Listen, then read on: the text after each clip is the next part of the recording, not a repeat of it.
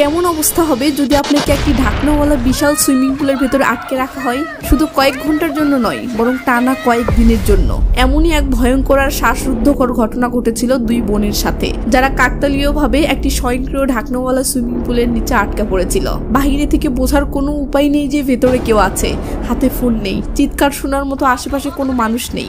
এবার এদিকে পুলের পানি ধীরে ধীরে বরফের মতো ঠান্ডা হয়ে আসছে, সেই সাথে শরীর জমে যাচ্ছে, নিজেকে বাঁচানোর ক্ষমতা হারিয়ে যাচ্ছে। তখন আপনি বাঁচার জন্য কি করবেন বা কি করতে পারেন, এমনই একটি লোমহর্ষক ঘটনা এখন দেখতে চলেছেন।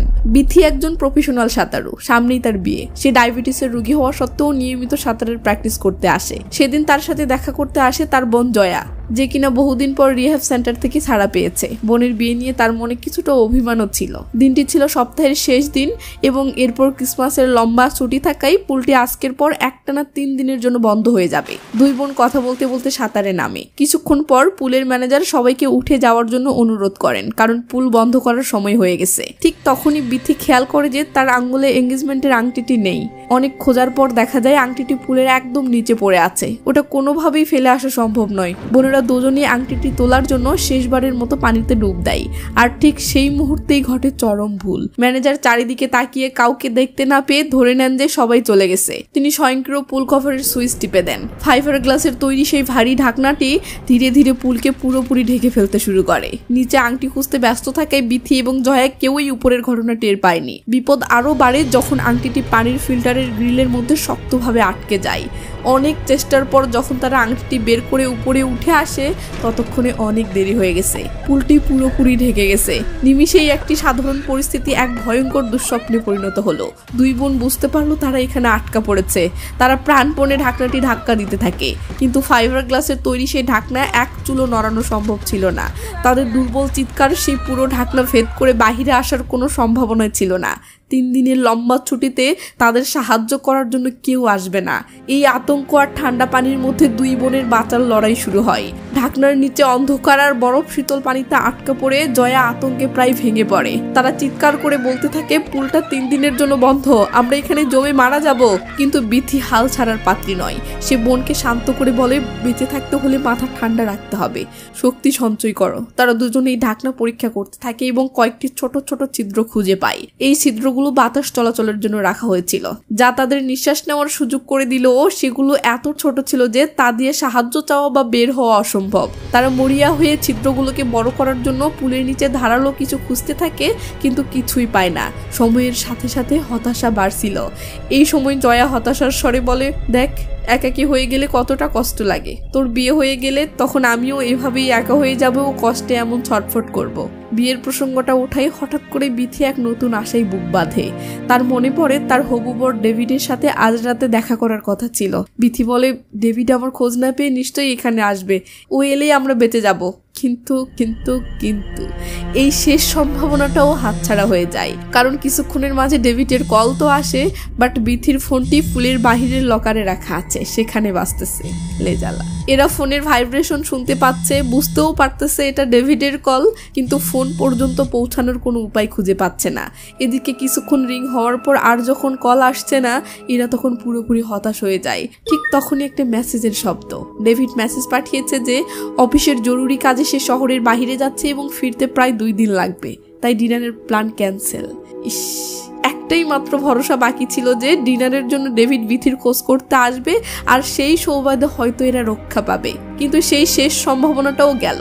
ডেভিড তো এখন আগামী 2 দিন কাজের ব্যস্ততায় বিথির কোনো খোঁজই নিবে না। এসব ভেবে বিথি বাঁচার জন্য মরিয়া হয়ে ওঠে। সে পুলের নিচের ভারী লোহার ফিল্টারের গ্রিলটা খুলে ফেলার চেষ্টা করে।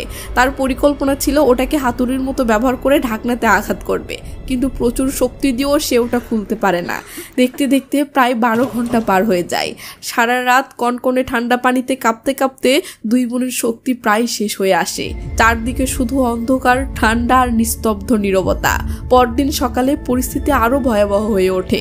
দীর্ঘক্ষণ ঠান্ডা পানিতে থাকায় ডায়াবেটিসের রোগী বিথির শরীর প্রায় অচল হয়ে আসছিল। তার ব্লাড সুগার লেভেল বিপজ্জনকভাবে কমে যাওয়ায় সে প্রায় জ্ঞান হারানোর পর্যায়ে চলে গেছে। তাদের কোনো আত্মীয় স্বজনও ছিল না যে তাদের খোঁজ করবে, তাই তারা সকল আশা ছেড়ে দিয়ে মেনেই নিয়েছে যে তারা এখন মরতে চলেছে। ঠিক তখনই তারা বাহিরে কারো হাঁটার শব্দ শুনতে পায়। সে ছিল ক্লারা, পুলের সেই কর্মচারী মহিলাটি যে সকালে পরিষ্কারের কাজ করতে এসেছিল। ছিল। ভেতর থেকে দুই বোনের আত্মচিৎকার শুনে ক্লারা পুলের ঢাকনার কাছে আসে। সে অবাক হয়ে বুঝতে পারে ভেতরে দুজন মানুষ আটকা পড়ে আছে। বোনেরা ভাবে যাক এবার তারা বেঁচে গেল, কিন্তু তাদের উদ্ধার করার বদলে ক্লারার মাথায় এক ভয়ঙ্কর চিন্তা খেলে যায়। সে বিথির দামি ফোন আর টাকার ব্যাগটা দেখতে পায়। লোভ তার মানবিকতাকে গ্রাস করে। সে পুলের সব সিসিটিভি ক্যামেরা বন্ধ করে দেয়।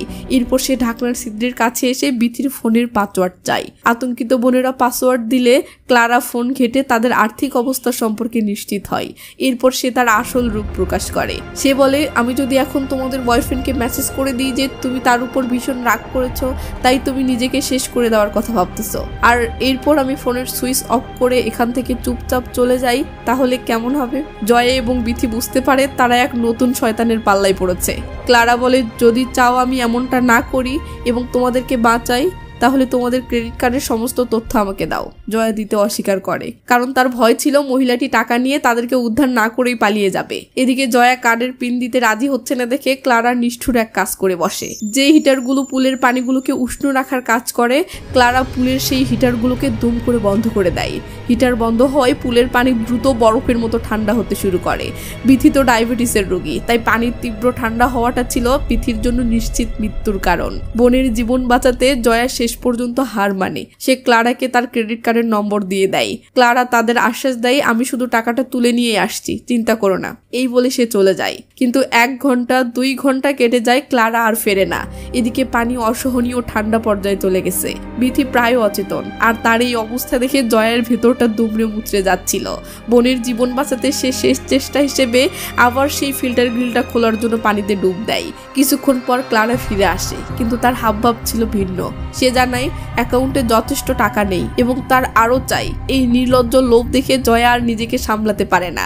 সে হাতের কাছে থাকা ফাইবারের টুকরোটি দিয়ে ঢাকনার ছিদ্র পথে ক্লারার কানে সজোরে আঘাত করে। এই আক্রমণে ক্লারা যন্ত্রণায় চিৎকার করে ওঠে এবং ক্ষিপ্ত হয়ে এক ভয়ঙ্কর কাজ করে। সে পুলের ফিল্টারিং সিস্টেম চালু করে দেয়, যার ফলে পানিতে ক্লোরিন মিশতে শুরু করে। তীব্র ক্ষারযুক্ত ক্লোরিনের কারণে দুই বোনের শরীর জ্বলে পুড়ে যেতে থাকে।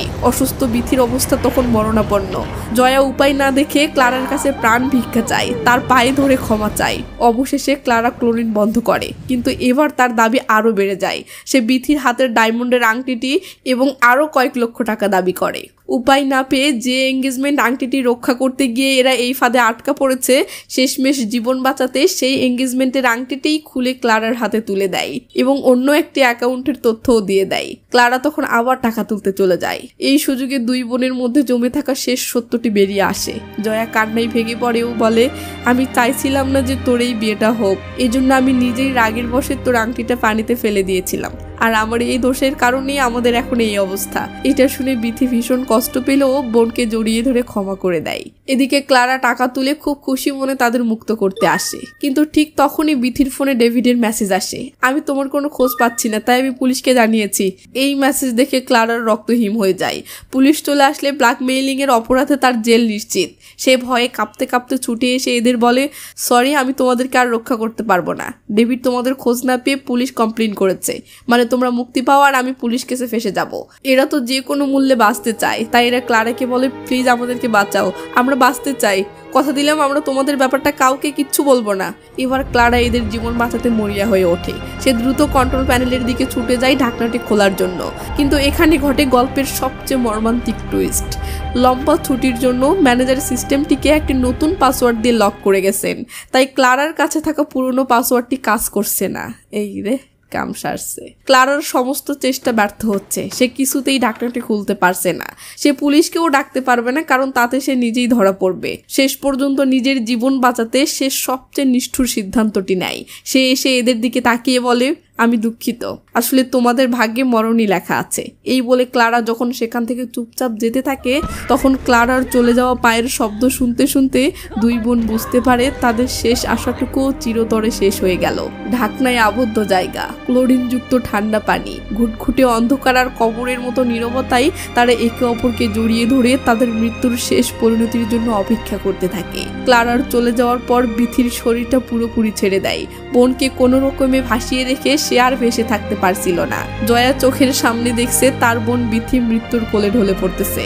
তো মৃত্যুর আগ মুহূর্তে বিথি ইমোশনাল হয়ে তার বোনকে বলে, জানিস ছোটবেলায় আমাদের বাড়িতে যে আগুন লেগেছিল সেদিনও আমি তোকে আমার কোলে এভাবেই আগলে রেখেছিলাম। তোকে বাঁচাতে গিয়ে আমার পুরো একটা হাত পুড়ে গিয়েছিল, কিন্তু আগুনের আঁচ আমি তোর গায়ে লাগতে দিইনি। এই কথা শুনে জয়া যেন বিদ্যুতের শক খায়। সে বুঝতে পারে তার বোন তাকে কতটা ভালোবাসে। এই আত্মত্যাগের গল্প জয়াকে এক অবিশ্বাস্য শক্তি দেয়। সে তার বোনকে মরতে দেবে না। যখন সাহায্যের সব দরজা বন্ধ হয়ে যায় তখন নিজের সাহায্য নিজেকেই করতে হয়। জয়া মরিয়া হয়ে আবার সেই ফিল্টারের গ্রিলটি খোলার চেষ্টা করে। এবার তার মাথায় এক বুদ্ধি খেলে যায়। সে বিথির চুল থেকে একটি ফিতা খুলে নেয় এবং সেটা দিয়ে গ্রিলটিকে বেঁধে নিজের সমস্ত শক্তি দিয়ে টানতে থাকে। প্রচণ্ড চেষ্টার পর অবশেষে ধাতব গ্রিলের একটি অংশ ভেঙে তার হাতে চলে আসে, আর সঙ্গে সঙ্গে জয়া যেন তাদের বাঁচার নতুন এক আশা ফিরে পায়। কিন্তু বিথি তখন পানিতে ডুবে যাচ্ছিল। জয়া তাকে টেনে তুলে কোনো মতে শ্বাস প্রশ্বাস স্বাভাবিক করে। এরপর হাতের সেই ধাতব পাত দিয়ে সেই ঢাকনার একটি ছিদ্রতে এলোপাতাড়ি আঘাত করতে শুরু করে। এক পর্যায়ে ঢাকনাটিতে ফাটল ধরে, আর ততক্ষণে জয়ের হাতও কেটে রক্তাক্ত হয়ে যায়। তারপরেও সে থেমে না গিয়ে একটি বড় গর্ত তৈরি করেই ফেলে। এরপর সে তার প্রায় অচেতন বোনকে টেনে সেই গর্ত দিয়ে বাহিরে নিয়ে আসে এবং অবশেষে তার এই মৃত্যুকূপ থেকে ফাইনালি মুক্তি পায়। যাক বাবা, শেষমেশ তাহলে সকল বিপদ কেটে গেল। কিন্তু এ কি, তারা দেখে ক্লারা এখনো যায়নি এবং সে বন্দুক হাতে দাঁড়িয়ে আছে। ক্লারা বলে, যেহেতু তোমরা আমার সাহায্য ছাড়া নিজেরাই বেরিয়ে এসেছো, তার মানে আমার কাছে তোমরা কৃতজ্ঞ নও। সো তোমরা পুলিশের কাছে আমার নামে অভিযোগ করতে কোনো দ্বিধা করবে না। তাই সরি, তোমাদের দুজনকেই আমার মেরে ফেলতে হবে। জয়া তার দুর্বল বোনকে আড়াল করে ক্লারার সামনে বুক চিতিয়ে দাঁড়াইও বলে, বাঁচার জন্য এত যুদ্ধ করার পরেও যদি এখন আবার মরতেই হয় তো মরবো, কিন্তু গুলিটা আমার বোনকে নয়, আগে আমাকে করবে। কারণ আমার বোন ছোটবেলায় তার নিজের জীবন বাজি রেখে আমাকে আগুনে পুড়িয়ে যাওয়া থেকে বাঁচিয়েছিল। দুই বোনের এই নিঃস্বার্থ ভালোবাসা দেখে এবার ক্লারার হাতও কেঁপে ওঠে। সে জীবনে প্রথমবার টাকার লোভের ঊর্ধ্বে কিছু একটা অনুভব করে। সে বন্দুকটা নামিয়ে ফেলে। নিজের ভুল বুঝতে পেরে ক্লারা ডায়মন্ডের আংটিটি তাদের দিকে এগিয়ে দেয় এবং নিজের ফোন দিয়েই পুলিশকে কল করলে কিছুক্ষণ পর পুলিশ আসে। দুই বোন অবশেষে সম্পূর্ণ নিরাপদ। হাসপাতালে যাওয়ার আগে জয় সেই আংটিটি আবার বিথির আঙ্গুলে পরিয়ে দিয়ে হেসে বলে, দিদি তোমার বিয়েতে কিন্তু আমি অনেক সাজবো। আমি খুব এক্সাইটেড হয়ে আছি, তাড়াতাড়ি বিয়েটা করে ফেলো তো। এইভাবেই এক ভয়ঙ্কর দুঃস্বপ্নের অবসান হয় এবং এই সুবাদে দুই বোনের মাঝে ভালোবাসার বন্ধনটাও অনেক অনেক মজবুত হয়ে ওঠে। আর এভাবেই এই শ্বাসরুদ্ধকর মুভিটির খুব সুন্দর একটা সমাপ্তি ঘটে। তো জানি না আপনি ফেসবুকে আমার ভিডিও দেখছেন নাকি ইউটিউবে, তবে আপনাকে বলতে চাই আমার পেজ এবং চ্যানেল দুটোই নতুন। সামনে এগিয়ে যেতে আপনাদের সাপোর্ট আমার ভীষণ প্রয়োজন। আমার ভিডিওগুলো যদি ভালো লেগে থাকে তাহলে এমন ভিডিও প্রতিদিন পেতে প্লিজ আমার পেজটি ফলো করুন অথবা চ্যানেলটি সাবস্ক্রাইব করুন। ভালো থাকবেন, টেক কেয়ার, বাই বাই।